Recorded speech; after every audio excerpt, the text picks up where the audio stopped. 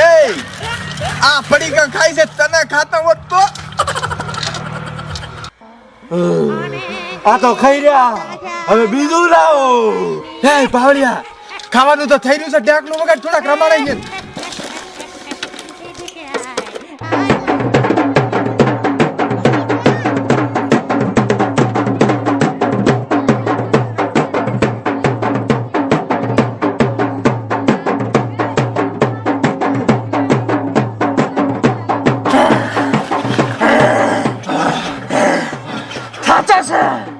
હવે ભૂખ લાગી છે પૂરીઓ લાવો